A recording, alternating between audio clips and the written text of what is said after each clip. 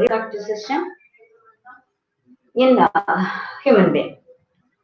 So the reproductive system in human being, the chapter undergoes the different sections. Okay. Now, what are the outline of the chapter? Now, first is reproductive organs.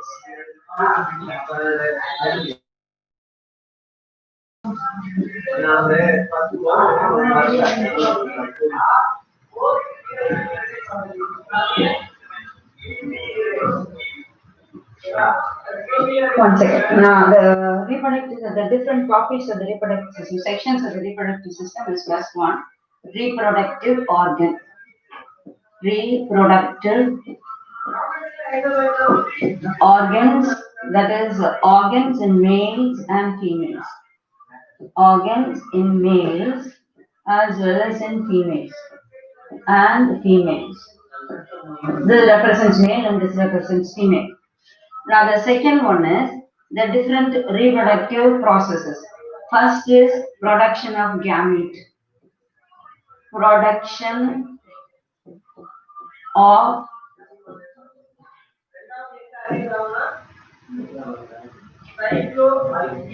gametes. Production of gametes is known as gametogenesis. Gametogenesis. That is both in male and female. You call that as spermatogenesis and oogenesis. Spermatogenesis, genesis and oogenesis. Oogenesis, that is production of, this is production of male sperms and this is production of the ova. You know very well gametes are sperm and ova. Sperms and ova plural, ovum singular, you know that. Now the third process in this production of gamete, and then it is transfer of gamete. Transfer of gamete from male to female. From male to female. Now this one is known as spermatogen, the transfer, or you can call that as a insemination, semen insemination. In colloquial language is copulation. Now this transfer of gametes, in this regard, there are certain structures which in the reproductive system, which helps in the transfer of gamete, is known as the external genital organs. It's not accessory, it's the external genital organs which help in transfer of gamete from the male individual to the female. That process is called insemination. Colloquially, it is known as the copulation. It happens in all the sexually reproducing organisms. Now, the next one is, once the transfer occurs, fertilization. Fertilization. That is actually union of male and female gametes. Union of male and female gametes. That is technical term is fertilization. Then the development of the fertilization, the development of the union of male and gamete as a result of fertilization, this will give you a product that is known as the zygote. So the zygote, man being a viviparosaur, the zygote develops inside the mother's body, obtaining is lodging as well as nourishment for the female body. So for lodging the zygote, the next process, that is, it has to undergo a series of development. The early development is different from the latter development. The development of the zygote into an adult, it can be divided into three sets. That is zygote. Now zygote undergoes the first stage, that is blastocyst. Blastula stage. It will form a structure that is blastocyst or blastula. Blastula will become next stage is the gastrula. Gastrula. Then only it will become an embryo. So embryo, in the due course of time when it's fully formed, you call that as fetus.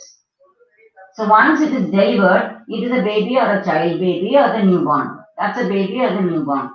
So the zygote directly does not become an adult body. It undergoes a series of changes. The series of changes which the zygote undergo, you study separately as a section embryology. In that, the first stage where zygote becomes a structure, that structure is called blastocyst. Now, this blastocyst only anchors into the female body or mother's body. So the anchoring is another process, and the structure which helps in anchoring is the next one. So the zygote undergoes the first stage. In this chapter in your lesson, study about complete fertilization. Now how the process occurs, how does it's not a simple word as you said, just a union of that. You know very well during fertilization, the nucleus of the male and the female gamete combines. Fertilization is mixing up of the DNA or mixing up of the nucleus. Now more than the cytoplasmic content. So now the important structure which has to combine is the DNA material. That is the importance of fertilization. So this fertilized ovum is known as zygote. It's not a new product. Now the zygote will develop into a structure blastocyst in such a manner it can fix on to the mother body. So the next one is in your textbook as the lesson goes on, we will study about blastulation or development of blastulation. Blastulation or development of zygote into blastula. The next comes the blastula is implanted. That is implantation. Implantation is conception. Colloquial language, you say you conceived. Conception. Conceived means the zygote has already developed, advanced to the stage of blastula, and the blastocyst gets fixed up with the uterus, or the blastulation is development of blastocyst. Implantation is fixing of the blastocyst, that is implantation or conception. Then seventh process is the gestation. Gestation is a period of growth of the implanted blastocyst into a fetal stage. That is your pregnancy. Now finally, when the full term pregnancy goes on, the duration of the pregnancy varies from animal to animal. In the human being, the duration of the pregnancy is 9 months and 1 week. And after the pregnancy period, the embryo is fully developed and it is ready to be delivered out. So the delivering of the fully developed embryo is known as the parturition or delivery. So the last step is the parturition. The process is the parturition or delivery. Parturition. So the entire chapter undergoes, in all these sections are dealt in the chapter in detail. That is, first you are going to see reproductive organs in the male and the female. That is completely, you will study under the title of reproductive system. Now, what are the reproductive organs in male? What are the reproductive organs in the female? Simultaneously, side by side. The next one, production of the gametes. The male gamete sperm is produced in the case of male and ovum in the case of female. So, during production of gamete, you will study under gametogenesis. That's the second section. And third section, transfer of gamete from male to the female. That is insemination. And there is nothing much in the insemination except now something regarding to the liquid which contains the semen which carries the sperms. Some general facts and the copulation, the external genitalia which helps in the transfer. That's all. This is the shortest part. Next is fertilization. Fertilization, you have to know how the sperm enters into the ovum. During the entry, what are the changes it occurs, and how does the union of which part of the nucleus combines with the nucleus of the two cells are fusing. That is fertilization. Blastulation, development of the blastocyst. This has got a series of stages. It's not directly the zygote won't become a blastocyst. It undergoes cleavage. The cleavage then goes and forms a blastula stage. Blastula stage changes into the movement of the cells gastrula. Now, up till that stage, you will be studying under blastulation. That is, the structure which is fixing on to the mother's body is not the zygote, it is a blastocyst. Zygote is a single cell. Blastocyst is a separate structure. It has got certain processes which will anchor onto the mother's body or the uterus.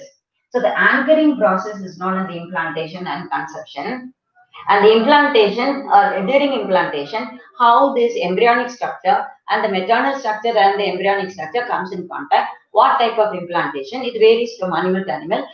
So we will study only in the human being how is the implantation occur. The special structures which help in the implantation is the placenta. Now, what is the use of this placenta? What is the abnormality can come in the case of RH factor? RH factor is the blood factor which is presented in the males. So, if the male in the human being, so if the RH factor is not incompatible or it is not suiting plus and minus, what will happen to the implantation? And what are the causes for the implantation not to be permanent? And the implantation is fixed. Say 40 days. It can take about 40 days implantation will occur after the fertilization.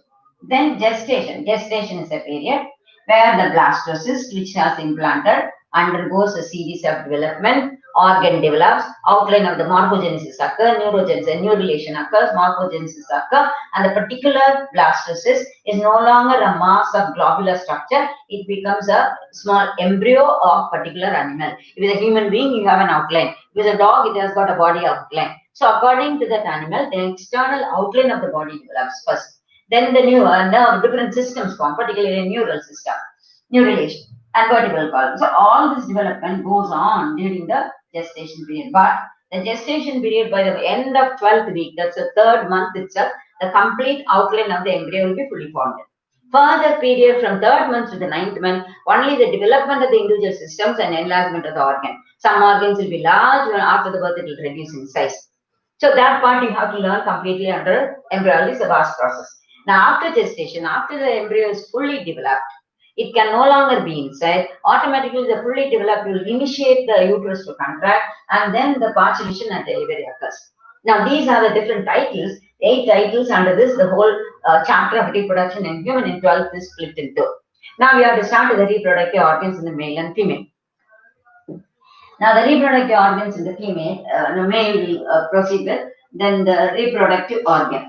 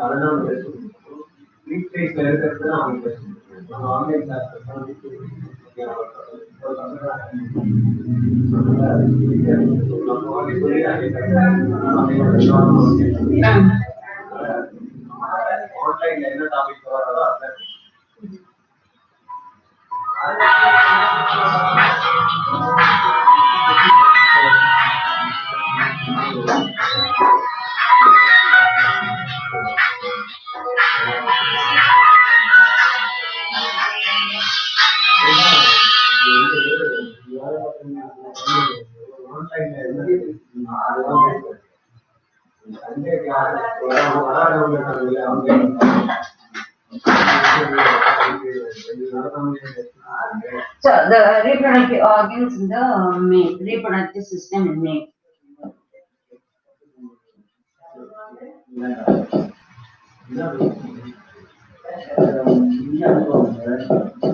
The reproductive organs in the male, the organs can be grouped into 3 categories. One is glands, the glands which produce the gametes. The second is accessory duct system.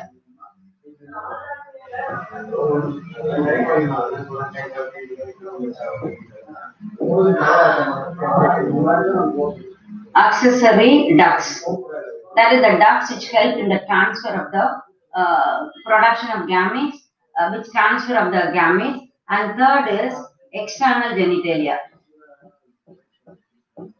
External genitalia.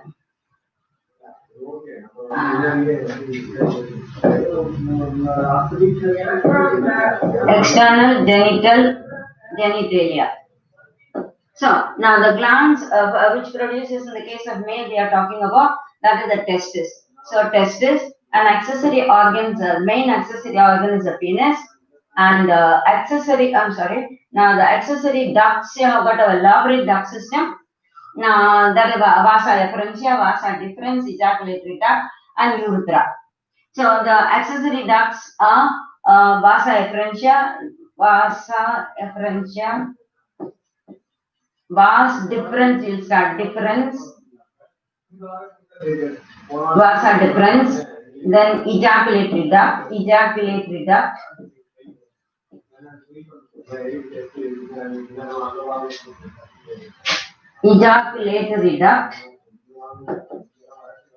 then major urethra.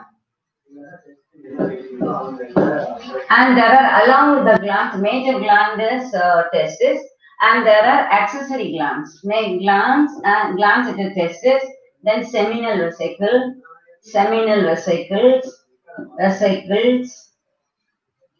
and prostrate gland, then Cooper's gland. Now, then bulbourethra, then glands, prepuce, okay, Cooper's gland. Now, these are the major glands associated with the reproductive system. External genitalia, only the penis. And the penis is the only part. Now, we have to go to the testis, structure of testis. Structure of the testis, you know very well. The testis is placed in the scrotal area. There are a pair of testis are located in the abdomen. If you take testis, its location is during the development, it is in the abdominal region. Not abdominal, it is near pelvic area. Now abdominal, and it descends to scrotum. The scrotum is external baggy structures placed outside the body between the two thigh bone below the groin. Now the scrotum is actually a thermostat. It maintains the temperature of the body. Now in this you should know the testis, in the case of the testis develops at the 7th month of the development of the baby itself. So in the embryos, in the state of the embryonic stage itself, the development of the testis occur, and it descends from the abdominal region along the tissue which brings it down through the space between the abdomen and the thigh. There is a gap in the groin that is called inguinal canal. See, if you have the abdomen, here the thing, and here the pelvic region, and the thigh part is there. Now this is the location of the scrotum. It will be located somewhere here, the scrotal sacs. So now the testis diagrammatically descends through this inguinal canal, it comes down. So the tissue which brings it down is actually a spermatic cord, we call that as a. The spermatic cord is a tissue which during the descent of the testis in the abdominal region, it comes to the scrotum. That's one. It passes the inguinal canal which is found near the pelvic bone, near the lower part of your groin. Now the testis, during the descent of the testis, there are certain animals, the testis do not descend at all. In cases like elephants, elephants, there no descent of testis, no descent of the testis. In the case of estrus animals like dogs, seasonal breeders, dogs and cats, during the heat period alone, it descends down, the remaining period it shrinks and ascends back into the abdominal area. But in the human being, it has descended and remains permanently in the scrotal sac. So there are organisms, there is no descent of testis, and those organs such as elephant. In the case of seasonal breeder or estrus animals, seasonal breeders, now this will descend during the seasonal heat period alone. And remaining after that, it will shrink and ascend back into the abdominal area. In the case of human being, it remains in the scrotum, it descends down, develops at the month of 7th month itself, and then it starts descending down. And the 3rd month itself, the development starts, and it descends down and remains in the scrotal sac. Now, what is the use of the scrotum? Now, scrotum is a sac. Scrotum acts like a thermostat. It's a thermostat regulating the thermostat. It regulates the temperature, maintain the temperature. In a sense, the sperms do not develop inside the normal body temperature of the man, that is 98.4. Yeah. Now, in this case, the temperature of the scrotum, it maintains the temperature 2.2 to 2.5 degree lesser than the body temperature. As a result, gametogenesis can occur. That's one function of the scrotum. Now, when the temperature is very chill, or like the scrotal walls will shrink and will become more corrugated, and the testis inside will move close to the body. As a result, it keeps itself warm. So during the very chill season, the scrotal sacs will shrink and will become more corrugated and tough and thick. and the testis moves towards the body to maintain, keeps itself warm. And during the warm weather, the walls of the scrotal sac relaxes and it allows more space and aeration. So the scrotum actually maintains the proper temperature in which the sperms would be formed. That's the advantage of the scrotum. Now the testis is placed inside the scrotum. That's the first part. First, testis develop in the embryonic stage itself. Second, it is in the abdominal area and it descends down. Third, in certain animals, it will not descend. Certain animal only seasonal. In the man, it is permanently descended. And scrotum, fourth point, you should know that scrotum is a thermostat which maintains the temperature in which the gametogenesis or gametes can be produced. Now, during the cold season, it keeps the testis warm because the wall becomes tough and shrunken, and the testis moves close to the body to maintain the warmth. And in the hot season, it is relaxed, more relaxed, and become thin, so that there will be enough aeration for the testis. Now, this is about the scrotum and development of the testis. Now, you have to go to the physiology, structure of the testis. You know very well the testis has it has got three parts. That is, this is the main part of the testis and body, and you have a structure attached onto it. This is called epididymis. Epididymis. Now, this is the main testis, and this structure is called epididymis.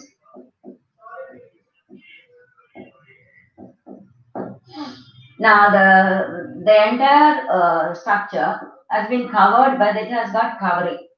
Coverings are known as tunica. Now, the outermost tunica vaginal, the outermost thing cover, it has got an outer cover.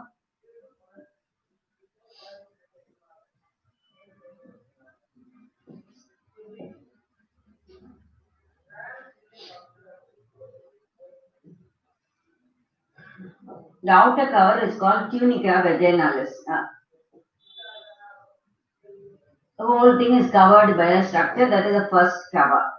Now, this is the first layer, tunica vaginalis. Now, second, it has got another layer. The second layer is known as the tunica albuginea. The second layer, it has got a second layer. The differentiation cannot be seen.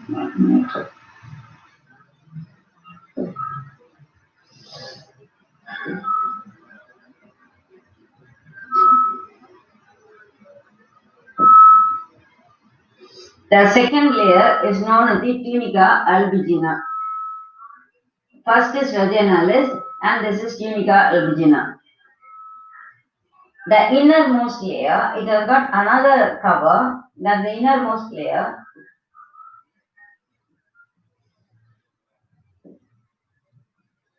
There are another third layer, this is known as the tunica vascularis.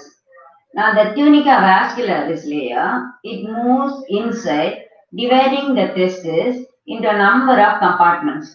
Now these compartments called testicular lobule. So this full thing is you have got the vascularis dividing into a number of compartments. Now the red color shows the vascularis. The other one is the albuginea, tunica. So the labeling which we have to do now. Now the first one, this one is known as the tunica vaginalis. Now the second one is known as tunica albuginea. Genia.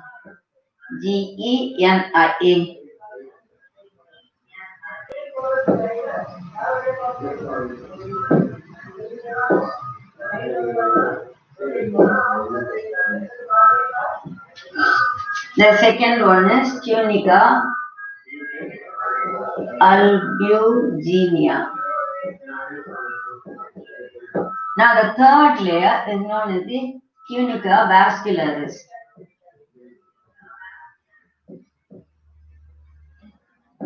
The vascularis divides the testis into a number of compartments. That is called testicular lobule.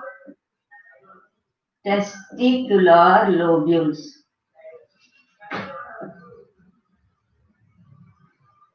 And the space inside is completely filled with the germinal epithelial tissue. Now, it is made up of epithelial tissue with the connective tissues and fibers and the blood capillaries there. Now, so inside each compartment, you have got a tiny tubule is kept folded. The tubes are called seminiferous tubule. Now, each compartment has got a definite number of seminiferous tubules. Now, these are the seminiferous tubules. This kept folded, and the seminiferous tubule opens out into a long duct. Now, the duct is called tubuli recti. So each compartment has got seminiferous tubule. So this seminiferous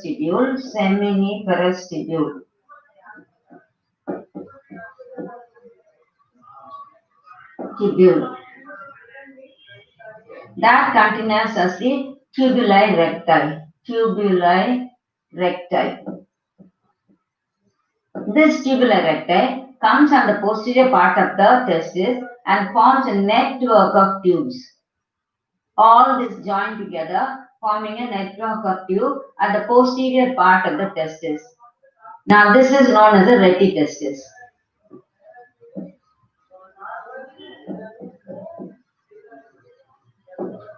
So the entire testis has got three covering. Tunics are covering. Vaginalis, albuginea, vascularis.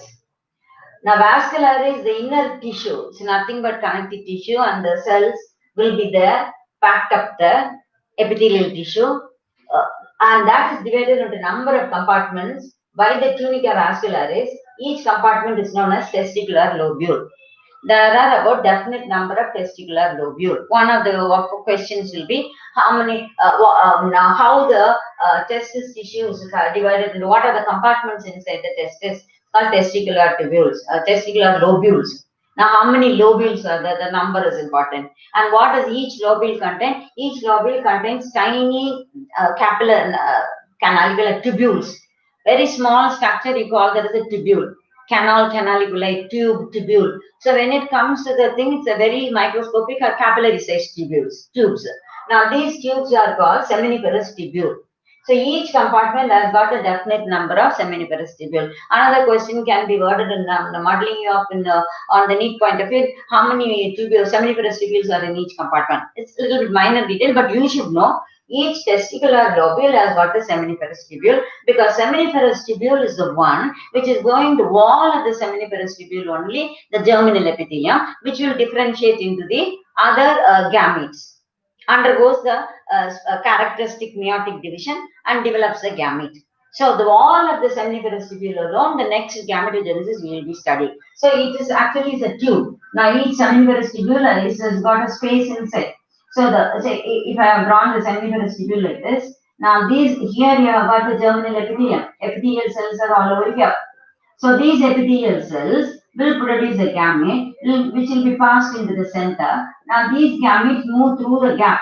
Each gamete has got a head and a tail. They move out through this duct and comes over there. And what is the duct of the seminiferous tubule? Tubuli recti. Recti is plural, rectus is singular. Tubuli recti is a tube from the seminiferous. It continues as a tubuli recti. Tubuli recti joins at the, see another tubuli recti here. And both join form a network of tubes. These network of tubes only, you call that as a retitestis. Retitestis is within the posterior part of the testis itself.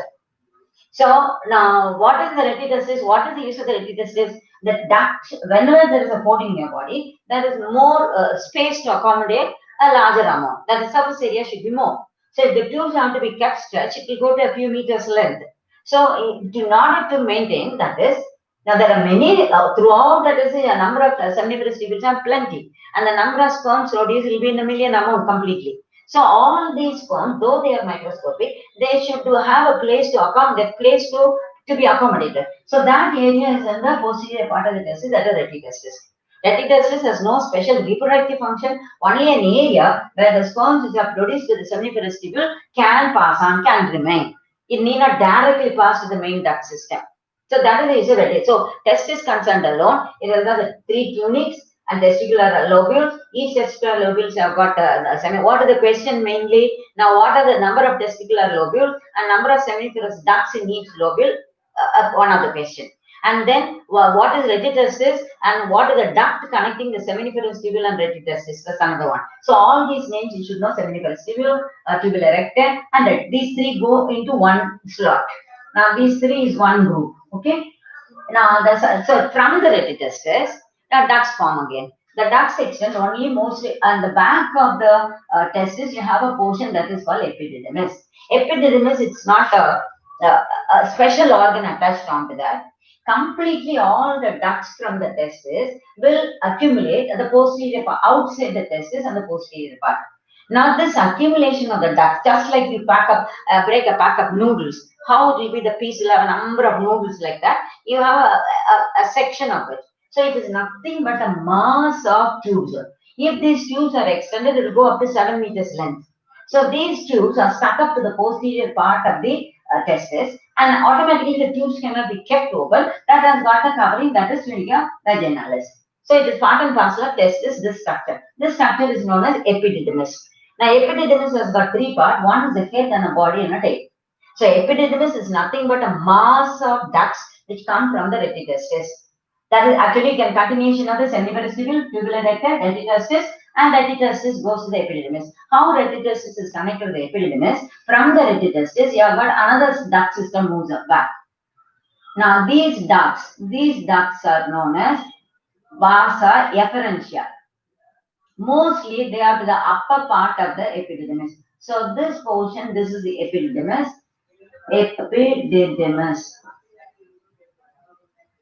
And this is a head region, head of the epididymis. This portion is the body of the epididymis, and this is the tail or end or cauda. Sometimes it will be cauda epididymis. Cauda means nothing but tail. You can simply learn as head, body, and tail.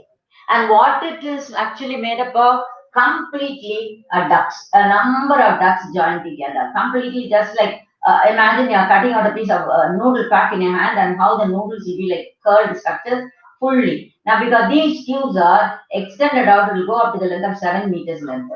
So the epididymis is a place where the duct systems or the microscopic tubules, which start from the seminiferous tubule, are clouded together, grouped together, and adhering, sticking onto the testis. Covering to that, actually the outer covering, the vaginalis will pass through, cover it. So what is the use back again? When the number of ducts are increasing or folding, it is an accommodation area. So what is accommodated? The sperms which are produced in the seminiferous tubule passes through this and it's accommodated there. So you need a long fold of 7 meters tube to be folded. They are all microscopic structures. So you should not imagine a long tube of 7 meters folded in your body. It's microscopic capillary tube, like thinner than the capillaries size. So the structure is thinner and smaller, minute microscopic tubules which are clouded together, and crowded together it forms a mass of the structure, that is the epididymis. Back again, common sense, it is a storehouse of sperms. Whatever is coming from this, so main function of the epididymis is storehouse of sperm. You can locate a number of NEET questions on top of that. Now, what is the function of epididymis? Now, where is epididymis located? They can change over the positions easily. Say, suppose you can see what the function of epididymis. I can give an option: production of gamete, differentiation of gamete, or storage of the gamete, or gametes, or transfer of the gamete. So the only function is storage. So you can see the epididymis, position of the epididymis. It is in the testicular tubule, or in the tissue of the testis, or it is on the posterior side of the testis. So position of the testis. Now, epididymis, another thing they can ask you, what is the major duct system? So the major duct adhering, associated with the testis, clubbed onto the, attached onto the testis. The duct system within the testis is seminiferous tubule also duct, tubular recti also duct, vasa recti also ducts, network of ducts. But the major duct is your epididymis, the mass of duct. So they can give you all this: seminiferous tubule, retitestis, tubular recti, as well as epididymis. But you have to word the question, read the question properly, how it is worded. Which is the major accumulation of the tubules found attached to the testis, present in association with the testis. Suppose if I tell you it is attached to the testis, you can easily find out it is not inside the testis, it is outside the testis. So I can give the wording, it is associated with the testis. So reading the question is very, very essential in the case of a NEET. So we are only on the point of NEET, we are discussing the chapters.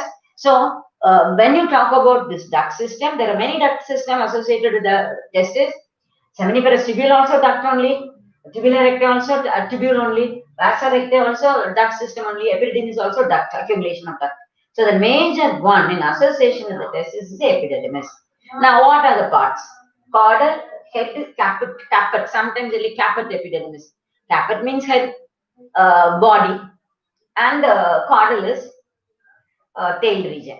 Soma is body, biological term. Soma means body. Cauda means tail. Caput means head. You need not bother about it, head, body, and tail. And what is the length of the duct in the epididymis? You can stretch up to 7 meters length. Though there are so many tubes from the epididymis, only one duct will come out. That duct is automatically from the tail region only it can come out. That big duct is the vas deferens, vasa differentia or vas deferens. Now this duct ascends up, goes to the upper part. It comes to the upper part. So when the duct ascends up, this is about quarter meter, 25 centimeter about length. So this is the last outlet from the testis, that is vasa. Some book will be vas different, some book will be given vasa differentia. So imagine this whole thing is outside the body. Testis is outside the body. So the vas difference which is coming from the testis. Now diagrammatically I have shown the gap attached, that is the distance between the epididymis and the vas difference. Don't imagine it will be sticking on out. Everything is within the scrotal sac. The whole thing is within the, so if you have to imagine the whole thing, you have got a whole scrotal sac around about it. Scrotal sac goes. So this duct will be diagrammatically to show the parts, we are showing so much of difference there. But in reality, there are only so much of space between the epididymis and the other area. Okay, that is the vas difference and the epididymis. This duct ascends up. So the duct which is outside your body in the scrotal sac has to enter into your body, into the pelvic region. How does it get entry? On the pelvic line, pelvic bone. Now, if you have got your body, outline of your body, this is a trunk region.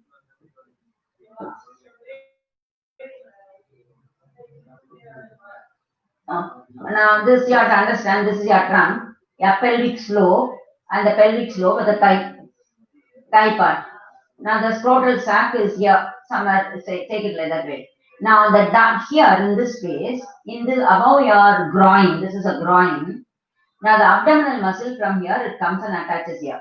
When it is attaching, it folds back, it folds back like this. So there is a space, a tubular space will be developed here.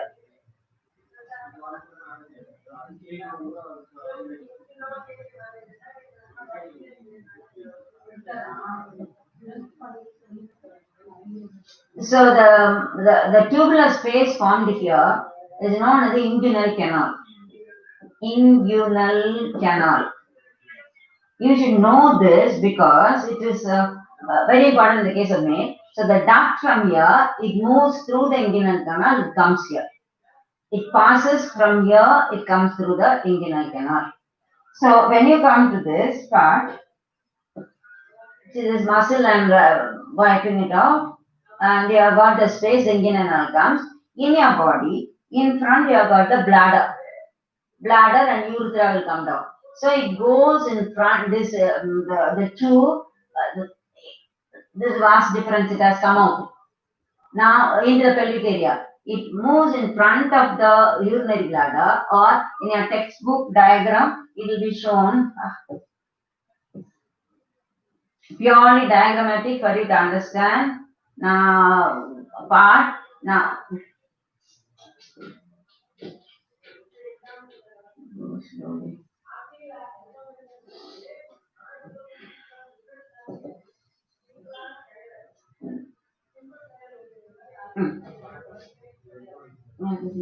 Completely.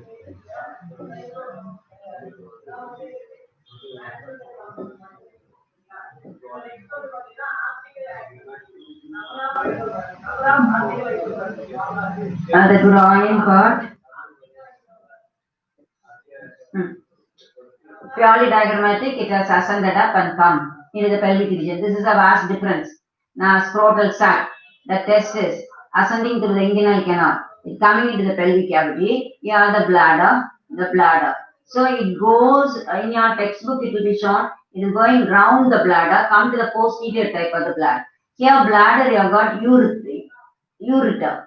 Ureter is from kidney opening into the bladder on both the sides. So now the vas deferens enters into the abdomen through the inguinal canal. It passes through the inguinal canal in the pelvic region, goes in front of the ladder, front of the UB. This is UB, urinary bladder.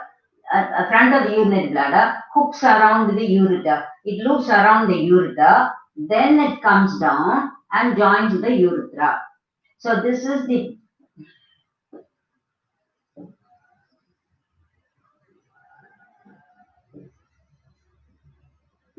now the bladder. This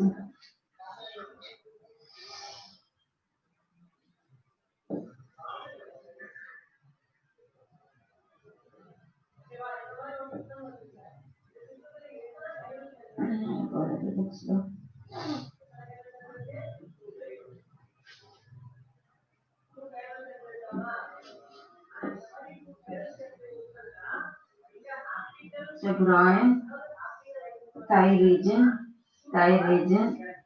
Now the pubic bone. Yeah, we are only to know the ascent, how the vas deferens from the scrotum goes. Now this here is the inguinal canal. So this is the testis.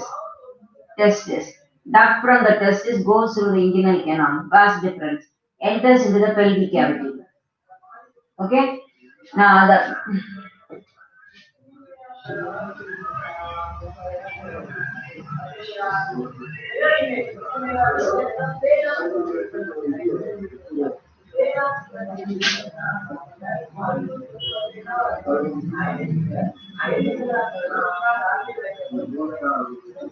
this space is the inguinal canal. Now this duct is the vas deferens enters.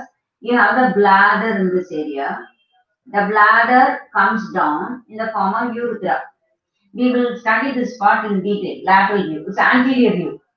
Now the vas deferens moves in front first above the in front of the bladder and goes behind. The bladder, the two ducts from the kidney comes and opens into the bladder. That is ureter. This is ureter. Ureter comes from your kidney above. It opens into the UB. This is UB, urinary bladder. This is inguinal canal.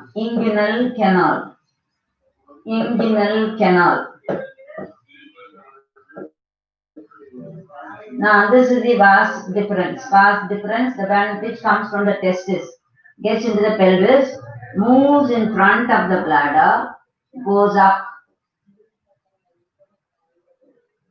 It ascends up, loops over the ureter. A characteristic will be given, it is looping over the ureter, then comes and opens into the urethra. So this is the pathway. That is, this is testis, inguinal canal, ascending into the abdomen, and it goes in front of the bladder, loops around the ureter, comes down and opens into this part of the bladder is urethra. Urethra is different, ureter is different. If you know kidney, this is ureter, and bladder, and this is urethra. The opening of bladder outside is the urethra. Now this is ureter. So it loops around the ureter and opens into. Here it will come and open into the in front of the. That is, the bladder is like this. Here the ureter comes. The vas deferens comes like this and opens at this part here, both the sides. So now so when it is coming, it is looping over the ureter, twist over the ureter. Then it comes after twisting over the ureter, it comes in front, and it enters into the inguinal canal, comes out. See, this is apart from the scrotum. Imagine scrotum, testis, vas deferens. Now passes. This is the pelvic bone, inguinal canal. Now this is the body cavity starts. Your abdominal region starts here. Abdomen enters into the abdomen. Front of the bladder, hooks around the ureter. Then it opens into the urethra. Now what did I say?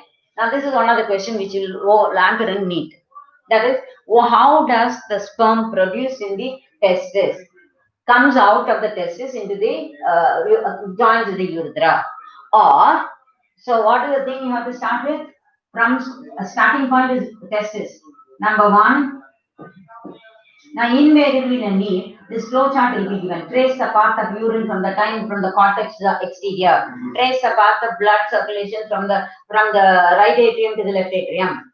Now, tracing the path of stimuli, smooth muscle stimuli from the nota fiber till it forms the contraction of the muscle fiber. So, the tracing the pathway is very important in the case of biology in every chapter. Even the digestive system trace the path of the digestion of the protein in the mouth to the intestine, or from carbohydrate to glucose. If nothing with the teaching of the words, you should understand that better. In this reproductive system, why did I show you this duct system? This shows the path of the sperm, which is produced outside your body, comes to the interior of the body. Now, because it has to be sent out. The sending out path is only a penis, is a muscular structure, it's an external genitalia.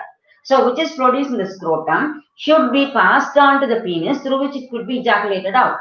So, now the entry is actually from the testis, it's outside, a duct, the main duct which comes from the vas deferens. Vas deferens enters, it is outside the body, so it has entered into the abdominal region. So, to connect the abdominal region, you have the inguinal canal, a space on the groin. Through the inguinal canal passes. Now, from here, this abdominal area. So, it enters into the abdominal area. In this characteristic in front of the bladder, hooks around the ureter, behind the bladder, it comes to the side of the bladder, opens right in the anterior part of the urethra. Urethra is different, ureter is different. Ureter is from kidney to bladder, urethra is bladder to penis outlet.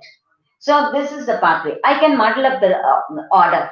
So choose the correct pathway for the transfer of sperm from the testis to the urethra, or from the testis till it is spilled out or ejaculated out. So once it comes to the urethra, through the urethra it goes the penis. The urethra continues from the bladder up to the penis. End of the penis. Penis is a muscular organ which is outside. Now urinary bladder is inside your pelvic cavity. So the urethra opens through the penis outside. So it's a long part. Urethra has got 3 different regions, 4 different regions. So through that different part, you should know what is it now. We have come from the testis. It has entered in and opened into the now, in this, one of the another diagrammatic structure which you should know, they will give the structure of testis, cross section of testis labeled the different parts. Labeling diagram questions quite a lot in this reproductive system. So, the first question will be they'll take the LS of testis which I have shown you, and different parts they will label, or 4 or 5 parts they might not label and ask you to label the parts shown. A, B, C, D, E. They won't show all the parts, but you should know all the parts. Particularly testicular lobule, retitestis, seminiferous tubule. Now these are the important area. Epididymis. Now these are the important parts. Maximum on 5 parts they can ask you to label. So in that all the 5 parts will not be marked. They'll ask you A, B, C, D, E. If they ask you all the parts are not labeled, maximum they'll give you A, B, C, D. If they have given more than that, say A, B, C, D, E, F, in that case, the 5 parts will be labeled by them. 1 part will be wrongly marked. So in that case, question can be what? Which is wrongly marked. So diagram questions you have to be very, very careful. In a sense, in diagram 3 ways the questions can be answered. Now one way of asking is label the parts. Label. Second is which is correct. Find the wrong labeling. Or wrong, they won't use the word, they'll use the word incorrect, invariably. They'll find incorrect labeling. Then third part is, they will find the missing one. Missing part. Label, all the parts can be labeled, and find the incorrect labeling. Another one is, all will be, 5 parts will be labeled, 1 part will not be labeled. So this is all are unlabeled, missing label, finding the incorrect labeling. Now these are the different ways the diagram question, and you should know all the parts of your testis, including epididymis, correctly. Otherwise, you will be losing 4 marks in that. So the next duct system, they can ask you path. Path of the sperm from the testis to the penis. One simple word. So in that case, what are the parts from if you take the a part of the sperm production is from the testis. If you take testis is production, you should not use the word testis. Seminiferous tubule, seminiferous tubule. From seminiferous tubule, tubular erectile.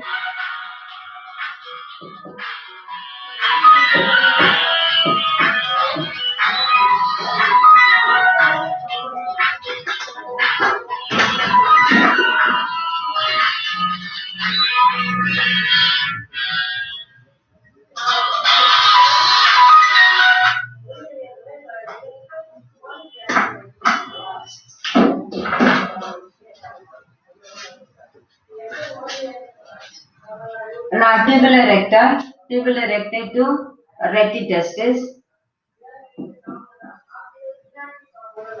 retitestis to vasa efferentia,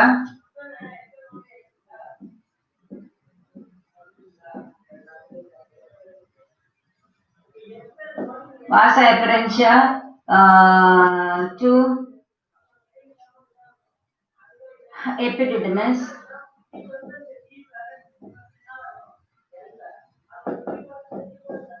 to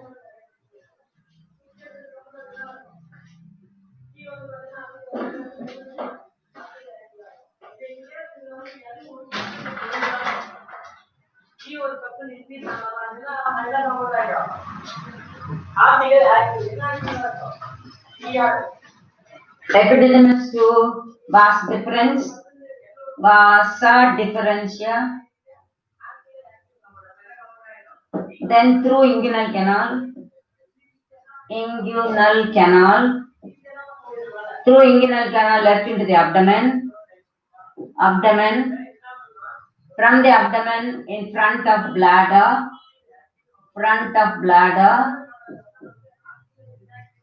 then hooks around the ureter, hooks over ureter. Then after hooking over the ureter, it opens into it comes and opens in front of the urethra. Opens in front of urethra.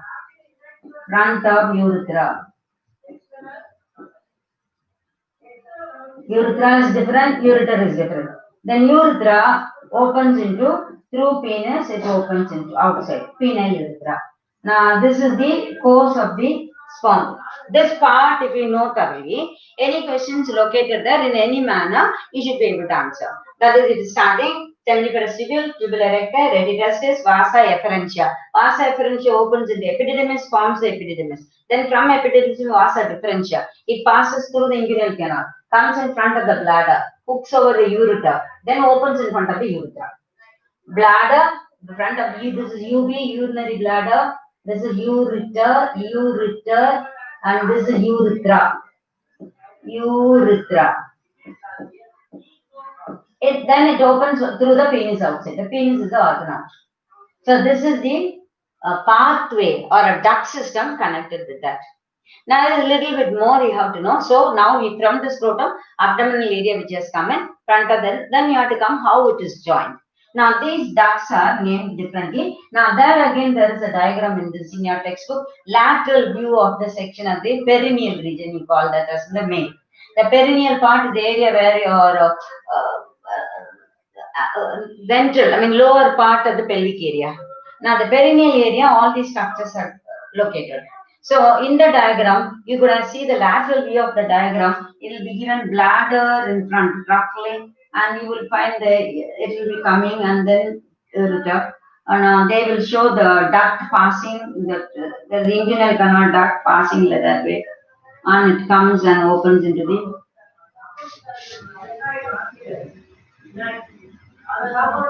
It comes and opens like this. Opens in front of this is the bladder urethra containing opening into it.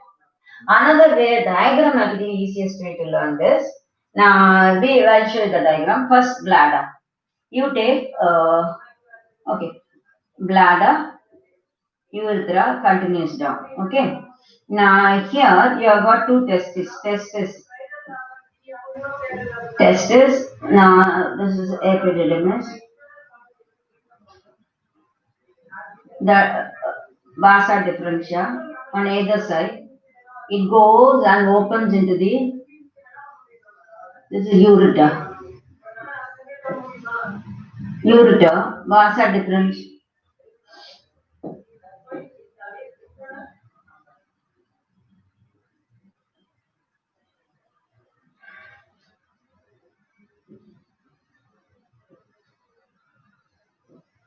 Ureter. Now vas difference moves along the side, hooks over the ureter and comes up. Over the ureter. Comes down like this. Now urethra, this continues down, we'll take it up like this way. So diagrammatic structure to know the parts. Now this is a scrotal sac. Now the vas difference ascends from there and enters into the pelvic region and it loops around the ureter, comes by the side and opens into the urethra. Now opens into the urethra.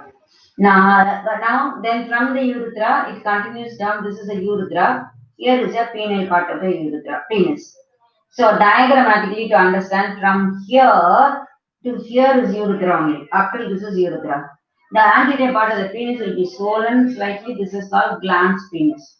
Glans penis. Okay. Now, before it opens into the urethra, the bladder, now before it touches the urethra, there is a gland situated on either side, that is the seminal vesicle. Now, seminal vesicle is the gland which opens into the urethra by a small duct. That is, the urethra is like this, the seminal duct of the seminal vesicle will open into it, seminal vesicle. Then both of them will join together and forms an ampulla structure down. Each part has got a particular value. In a thing, this is seminal vesicle. Seminal vesicle. Okay. Now this is vas deferens. Vas deferens. Now it is the duct of the seminal vesicle joins with the vas deferens, forms a common duct. Now this is called ejaculatory duct. Ejaculatory duct is only 2 centimeters in length. Now, how the ejaculatory duct? Now, when it is coming in the duct which come in and open into the urethra, but before the urethra is coming from down. Now, before the duct opens in the urethra, the entire part, this portion is surrounded by another gland that is called prostate gland. So, this is the structure of this part after it ascends up. The vas difference comes from here. From here I'm showing.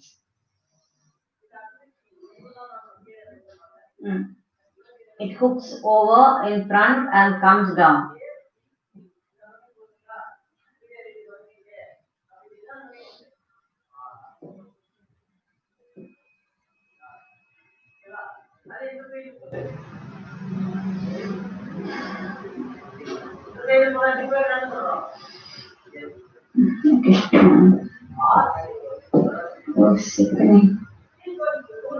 This one goes behind and loops over. This continues back. This is the one which is continuing back. Comes and opens here. So this vas difference has this part which is coming down, vas difference. Before it comes on either side, we see seminal vesicle. Seminal vesicle joins with the vas difference by a small duct. And after the joining of the vas difference and seminal vesicle is known as the ejaculatory duct. This is urethra. This is urethra. Urethra. Now, before it opens in urethra, now the entire part is surrounded by a gland that is called prostate gland. Prostate gland. This prostate gland has got small ducts and that will open into it. Now, this is one important point in this is, now this portion is known as the ampulla. Now, why am I showing this ampulla? See, what is the importance? Now, when the seminal vesicle produces the major secretion is called semen. The semen forms, seminal vesicle secretion forms the 60% of the semen which is ejaculated out.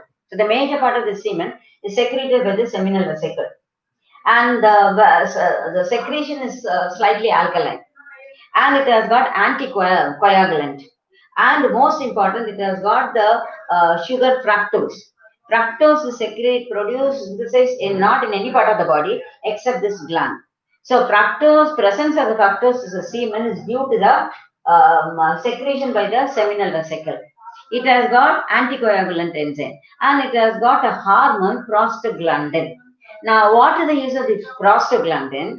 When the semen is ejaculated or sent into the female body, now semen contains the secretion of the seminal vesicle, and the seminal vesicle secretion has got a hormone. Now, this hormone helps the contraction of the oviduct, the female reproductive structure, and helps in the fertilization. So it has got an enzyme, anticoagulant enzyme. It has got a hormone, prostaglandin. It is alkaline in nature. 60% of the semen is formed by this. And the most important, fructose is produced here. So the presence of fructose is the indication of the rape test. No other part of the body fructose is there. Only in the semen, the fructose will be there. Now, if the semen is introduced into the female body, that means there is copulation has occurred, intercourse has occurred. So this is one of the your test for the clinical test for rape. What you call that as a rape test. And what is the use of this fructose? Fructose gives energy for the sperm, for the motility of the sperm. So the seminal vesicle is a very important gland. It's a bigger one. It is formed before the vas deferens come and opens in the urethra. So the urethra, if you know, urethra now after opening at the end there is an what is this ampulla. So even after the sperms which are coming down from there, here what is coming down, vast different sperms are coming down. The small sperms are there, sperms are moving down. Here is the secretion, and some of the sperms will be lost here before before it could be ejaculated out. So during copulation, now before the entire the semen is ejaculated, a mucus secretion through the penis can carry some of the sperms. So there is one of the symptoms for preventing the birth control. Next chapter you will be studying withdrawal method. That is, you don't want the you don't, instead of using any contraceptive devices, if the copulation occurs or intercourse occurs, there is one method is a withdrawal symptom. Before the semen is filled, they withdraw the penis. So in that case, sometimes carelessly, because of the mucous secretion, some of the sperms which are large in the ampulla can get into the female body. The female may think they are not conceived, but there will be a conception can occur. So that this is one of the the negative point of the withdrawal symptom. Withdrawal method, rather symptom, withdrawal method. So now we will come to the urethra. This is the part that showing how the vas deferens after entering into the pelvic area, front of the bladder, hooks over the ureter, comes, this is the ureter, comes at the side of the ureter and opens with the urethra. Urethra is this part, this portion if I cut out completely. Now the vas deferens coming after hooking that, here you have the bladder. Bladder is here. Now we have to come to the parts of the urethra. Now,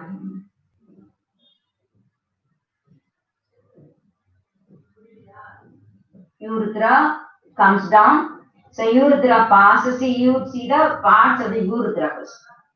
The urethra is a long duct. Okay.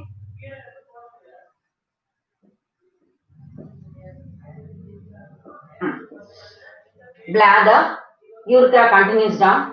As it comes, it passes through another gland, that is prostate gland, and it joins an ejaculatory duct. Invariably, last ejaculatory duct. You should not think ejaculatory duct is from here till the end. Ejaculatory duct is the small duct of 2 centimeters length after the seminal vesicle joins the vas deferens till it opens, joins the urethra. That's all.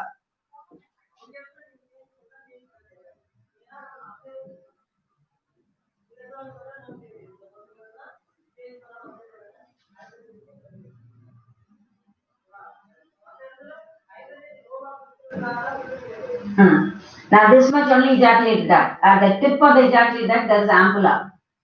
This is the ampulla.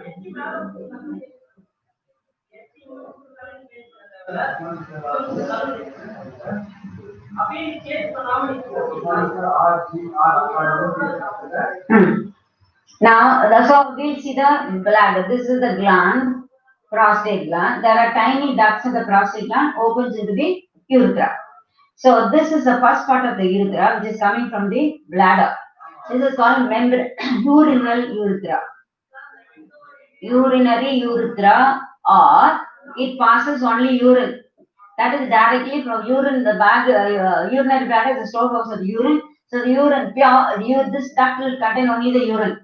After that, the whole combination can contain urine as well as semen. The common pathway for semen as well as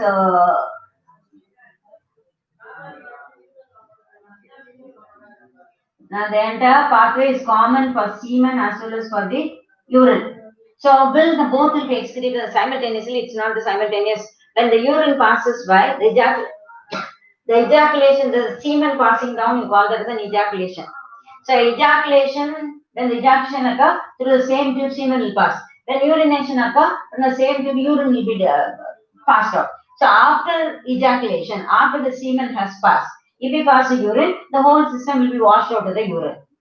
So now, this is called urinary urethra. Now the part which passes through the prostate is called prostatic urethra. Prostatic urethra. What is the difference? In urinary urethra, only urine passes.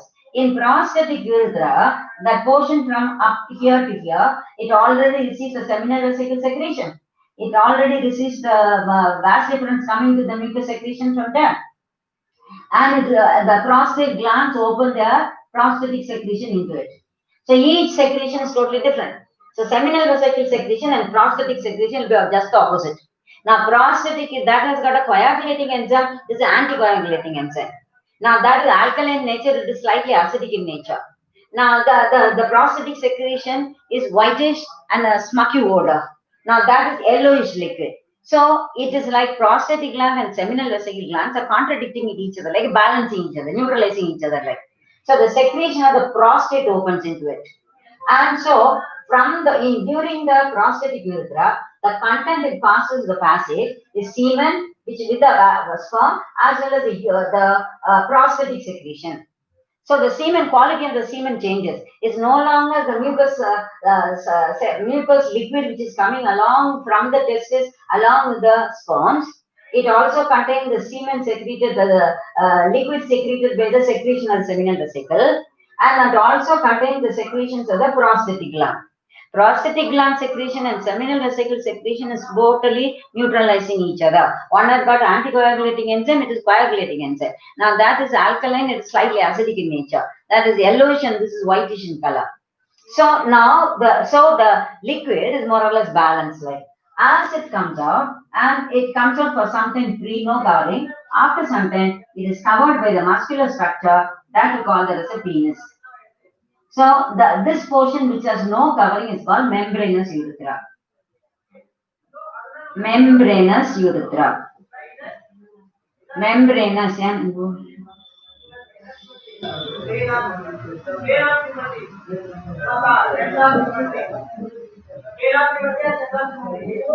Membranous urethra.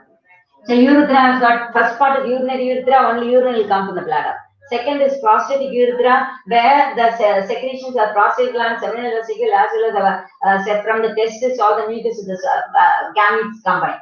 And then when it passes down a particular port before it enters into the penis, this is outside the body. When it comes, this is all interior of the body. That is the lower part of the pelvic end, lower part of the body, just behind the pubic muscle, bones, the pubic area. Now the prostatic gland continues down, enters into the penis. Once it comes out of the body, it is covered with a muscular tube. The muscular tube is known as the penis. And this area which is not covered is called membranous. What is membranous urethra important? You have got on the membranous urethra a small gland on either side. This is called bulbourethral gland or Cooper's gland.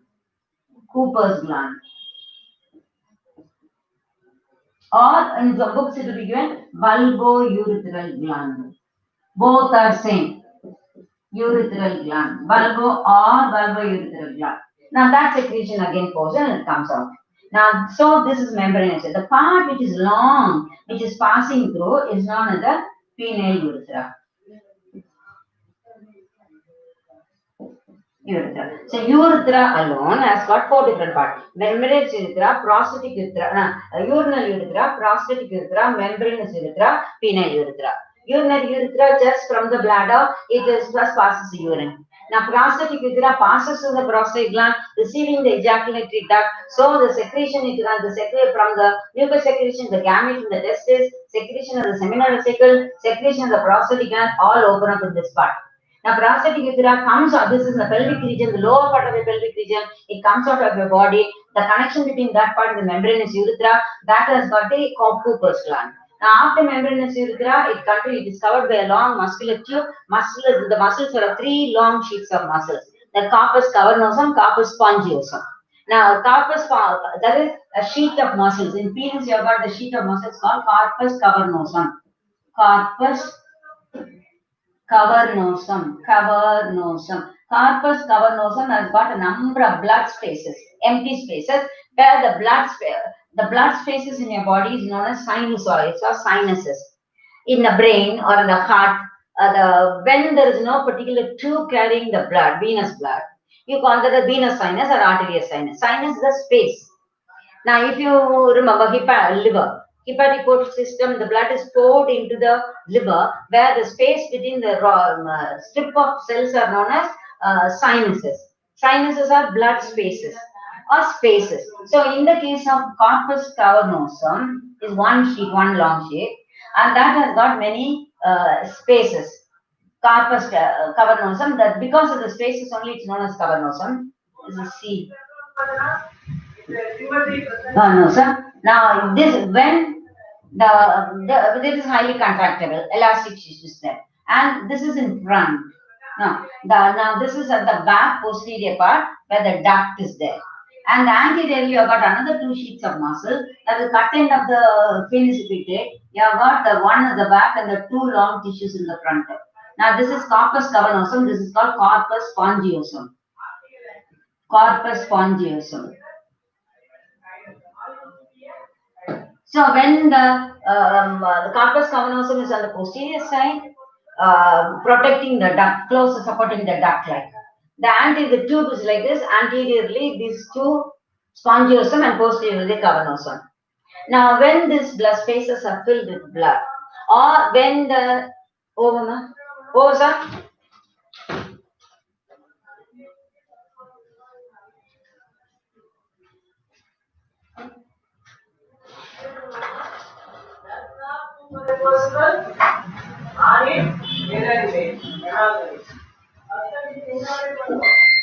Oh, the blood, it is elastic tissues there. When these are during the excitation, the spaces will be filled with the blood spaces, and the whole muscle will stretch, and the penis will become stiff.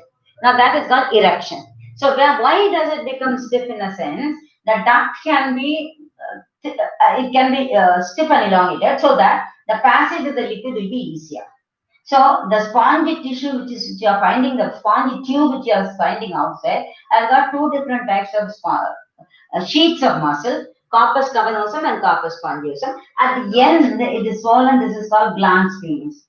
Now the glans penis here, below it is a fold of skin will be covering that. Now this is called foreskin. Foreskin or prepuce.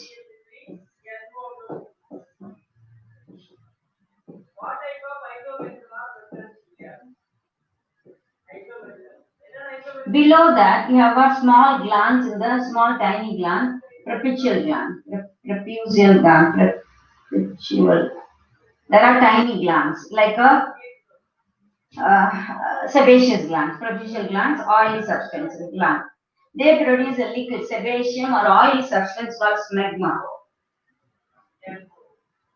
So the whole thing, that is, in the lower part, in the prepuce, you have got glands which produces oily secretion, which will give makes the place lubricated space. And the skin covering is known as the foreskin. In many ways, the foreskin will be blocking the passage. It will be a hindrance. So as a result, the foreskin can be cut or incised. So that is one of the customs in certain religious activity. They call that as So that part, you have got another set of glands at the end of the penis, that is the trapezial glands, which keeps the end part lubricated. Now, this is the part of the complete urethra. So, urethra has got 4 different parts: membranous urethra, prostatic urethra, urinary urethra, prostatic urethra, membranous urethra, penile urethra.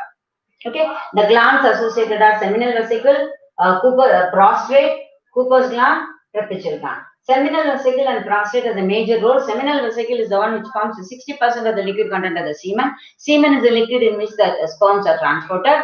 And the seminal vesicle and prostatic glands are contradictory, balanced, neutralizing each other. One is alkaline, secretion is alkaline in nature. It has got an enzyme. It has got a hormone. Fructose is secreted. Now, the fructose is the only glucose which can be secreted in the body only in the seminal vesicle, that too in the male. The presence of fructose is the test for intercourse. Now, this is about the duct system. So, you start the duct system with the vas deferens, seminiferous tubule, retitubules, vasa recti, vasa efferentia, vasa deferens. Vas deferens comes down, joins the becomes the ejaculatory duct after joining the seminal vesicle. Ejaculatory after joining the prostatic urethra, it becomes a urethra. When it enters the penis, it is known as the penile urethra. Now, this is the major duct system in your reproductive organ of male. And what are the glands present in the male reproductive structure? Testis is a gland. The next is a seminal vesicle. Next is a prostate. Next is a Cooper. Then trapezial gland at the tip of the gland. What is gland? Penis. Tip of the muscle. What is penis? Is a muscular structure enclosing the urethra. Helps in the transfer of the sperm during the insemination, introduction of the sperm. Now, what it is made of is a muscular structure. It is not kept elongated throughout. It has got a highly contractile elastic tissue and blood spaces, 3 sheets of muscle. One is the corpus cavernosum, corpus spongiosum. Now, cavernosum has got a lot of blood spaces. During excitation, when the spaces are filled with the rushing of the blood, and the whole penis expands and erects, becomes stiff, so that the tube can extend inside and it can send out ejaculate the liquid. So, erection and ejaculation. Now, this is under the next part when we see about the insemination. These are the structures. So, what are the external genitalia in the case of a male? External genitalia is nothing but scrotum and penis. Now, scrotum, what are the function as I told you? And penis, what are the function in that? What are the glands? These are the various glands. What are the duct system? You have to follow the duct system. Do you follow? Now, in this, prostate is an important gland. Another importance of prostate is synonymous to uterus in the female. How uterus in the female and why is it? Now, uterus in the female is liable to develop tumor or cancer easily because the inner wall of the uterus has got the capacity to rip out and reform repeatedly. Regeneration and ripping out. That we will study in the reproductive cycle of the female. Cycle is a menstrual cycle. Now, in the seasonal breeders, it's called estrus cycle. In a sense, the inner wall of the uterus will undergo continuously changes, and after the maturation stage, after the ovulation occurs, the gametes begin to be released from the gland, menstrual cycle will start. The inner endometrium will keep on repeatedly ripping out. So, the endometrium has got highly regenerative capacity.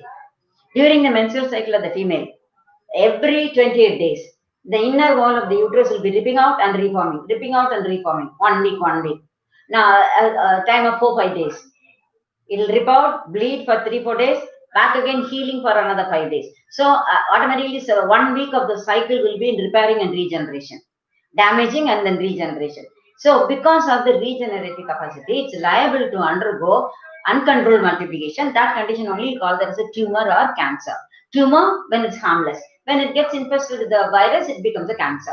Similarly, the part in the case of the male individuals, the prostate is a vulnerable area where normally the cancer can develop. Prostatic cancer is very common. Now, why should you know about it? When the prostatic cancer occurs, the problem of the individual, what is the duct passing through? The urinary, the part from the bladder as well as the reproductive duct. So, that individual, if the prostate swells up and crushes this area, the individual will not be able to urinate easily, it will not be able to ejaculate, send out the reproductive easily. In both the ways, the liquid gets accumulated above, it will produce acute pain in the pelvic region. If the particular individual is not able to urinate, you can make out the bladder pain, how much it will be. The same time, if they are not able to spill out the semen also, the semen will accumulate, there will be severe pain in the pelvic region and the lower part of your abdominal region. So both the liquid which is excessively secreted in your body should be ejaculated. That's a normal health. You follow? So on and that is this ejaculation in certain organisms is seasonal. That is what I mean by estrous cycle. Not every throughout the life cycle, the maturation and the ejection or production and spilling out of the sperm won't be there. That is estrous cycle. That we call that as a heat period. Now in dogs and cats and the thing. But in the human being, now buffalo, throughout the year it can copulate. Now the throughout there is no estrous cycle or menstrual cycle. In human being, it's a menstrual cycle. Now, so the prostate gland is the most vulnerable area where tumors or cancer can develop. That's one of the important part. Okay, for the surgical part of it is. Now, this is all about the organs of male reproductive system. The male reproductive system, another diagram which I have shown diagrammatically in the textbook, there will be a diagram given. Now, you won't be able to make out much. That is, the bladder will be shown here like this. The bladder and this is urethra. Now the vast difference opens here. Imagine there is a hole over here. The vast difference will come and the ejaculatory duct opens here. Now before ejaculatory duct, what will be the ejaculatory duct is formed with the union of seminal vesicle. In the textbook, seminal vesicle will be given like a long sheet like this. It will be given. So you won't be able to make out which is the vast difference, which is a seminal. The diagram is given like this way. So this is you should know this is a spot where the duct vast difference, ejaculatory duct opens. Then they will show this is ejaculatory. Labeling will be seminal vesicle, vast difference, bladder, urethra. So for the labeling, then they might show you the the muscular part of it. That is the penis area. So you should know able for labeling. You should know the diagrams given in your textbook and what are the diagram section of testis. Then lateral you have perineal region, lateral section of the perineal part of the male. So in that the lateral you have bladder and all parts you should be labeled. And another diagram is a direct vision. I can't show a hole in this. So the spot where they show in the textbook, it look as though seminal vesicle and the tube, which is a seminal tube and which is the vast difference. Ejaculatory duct, seminal vesicle, you won't be able to make out. But you should know this is a spot in which ejaculatory duct opens. That continues as the urethra in the case of the penis. So this is another diagram. Diagrammatic sketch is not given in the textbook, but you should know the diagrammatic sketch. They will give you the two testes ascending up. That is the diagram will be very, very schematic. That is, they will draw like this. And urethra definitely they show. Urethra they show. Then they will bring it out like that way. Okay. Now here, what the rest of the part they might not show. Sacrum, testis they will show. The vast difference ascending up and hooking and coming down like this. The vast difference going up, the double tube.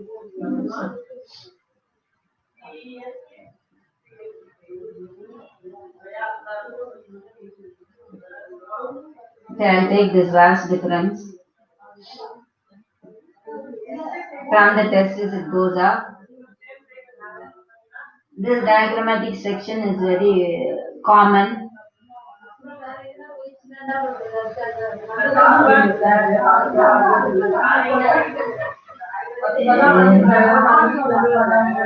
It will come like this. Okay. Then this is one part. Both the sides. They'll show only both the sides evenly. The diagrams will show both the sides like that.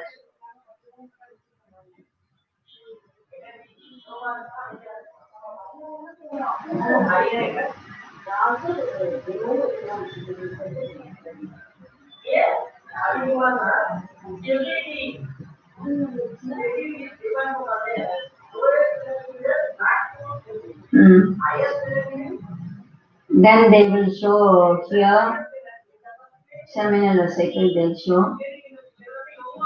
Then they'll show the prostate like this.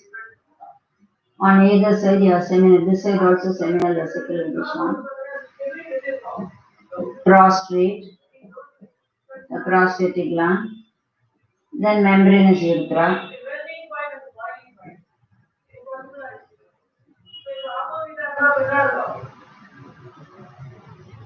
Then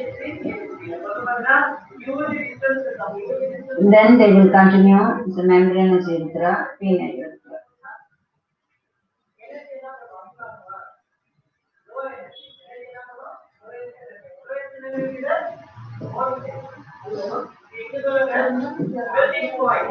So this is scrotum, testis, vas deferens, ureter, bladder, seminal vesicle, now prostatic gland, that's the prostatic urethra.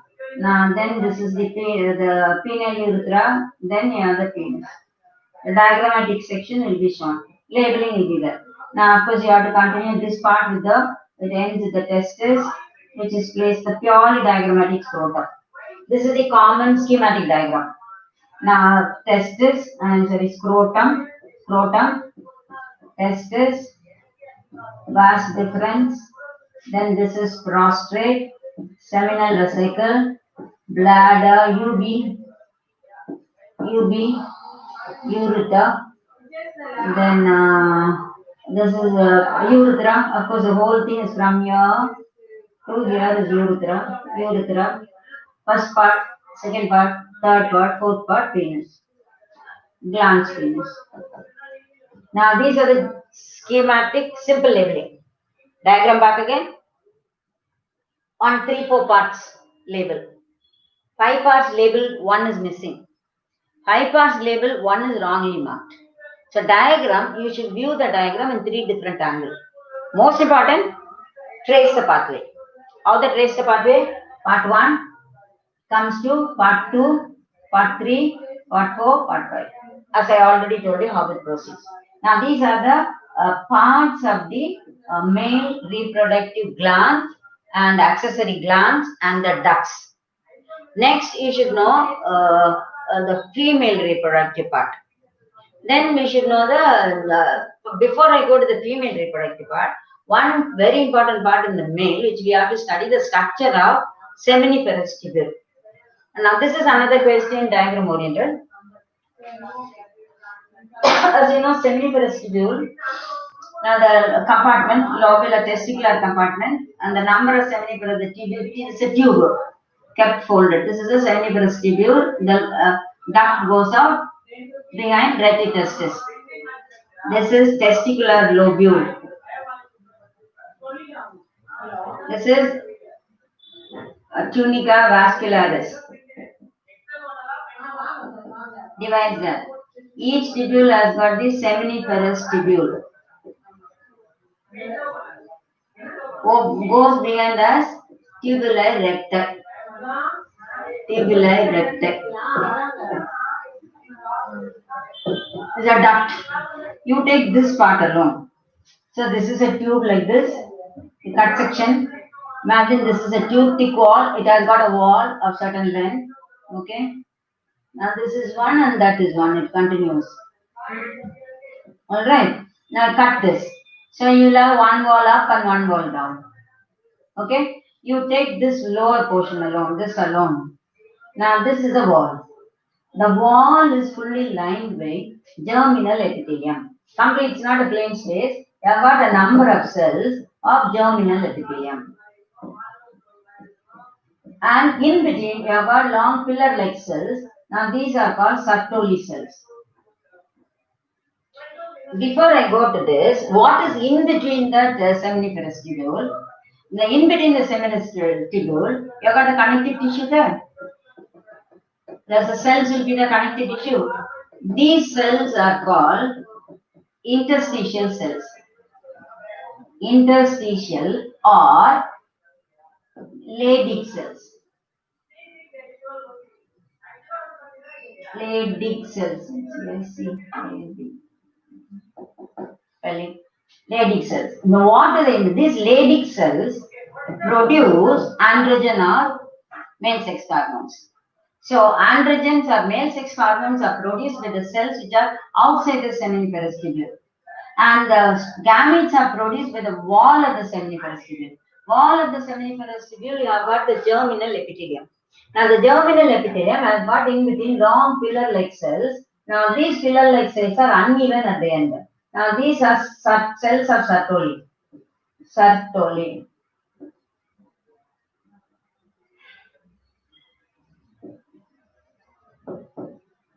Now these cells and these are germinal epithelium. In your textbook, the diagram will be given, the wall, it will be the Sertoli cells will be shown like this way. You know why the depression is? Now these cells multiply, they are crowded. Now this is only this portion. This side also you will have the wall and the cells will be here. Wall cells are here. So both the sides in the space here, now both the sides whatever is produced will be spilled inside. Now here also Sertoli cells and they are the pillar-like cells and the germinal epithelium, they produce the sperms inside. Now they produce the sperms inside. So the inner space, you will find a number of sperms. Now this is a tube, this wall. And this is the interstitial cells or outside the seminiferous tubule cells. Their cells are Leydig cells. They produce the androgen or male sex hormone. So if I take a section of the seminiferous section like this, so you will find in the section, suppose your section is here. In the section, you have a section. Now this is seminiferous tubule. Now this is the interstitial space. Interstitial space, you have the Leydig cells. Now this is seminiferous tubule and this is Leydig cell. Seminiferous tubule produce what? Sperms. So it's a space inside. The sperms are they have got a wall. The wall of the full is called germinal epithelium. On the wall there are two types of cells. One are germinal epithelial cells. In between you have got long pillar-like cells will be there. They are called cells of Sertoli cells. Now these pillar-like cells, because these cells are multiplying faster, they will be jutting out and sticking out to the side of the cell. It will be jutting into the cell. That is why the Sertoli cell do not have a definite outline like this way. I won't draw the Sertoli cell a straight line because it is indented. It is pushed inward by the attaching cells nearby. Now this is the reason in your diagram, Sertoli cells will not be shown like a long cell. Actually, this the central part. If you use a color, it will be better. So this area is the Sertoli cell. Now why did I put the margin? Upper part is uneven. Now why at the side I am showing? Now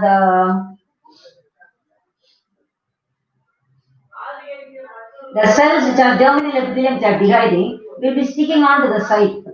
Now why? This is actually a nursing cell, a mother cell, it's a cell, pillar-like long cell. On the side it is crowded by the cells which are produced by the germinal epithelium. So the germinal epithelium undergoes different stages. Now that we will study in the germination, next section. So as it goes up, the cells will be smaller. They are all crowding onto the side of the Sertoli cell. So you don't get just a block-like appearance for the Sertoli cell. So Sertoli cells, what's the function of the cell? As a nursing cell, mother cell, feeding the cells which are produced, which are attaching onto that. Now, so there is sperm produced. The ball of the seminiferous tubule produces the sperm. That's over. We'll continue with the section of seminiferous tubule the next class. Thank you.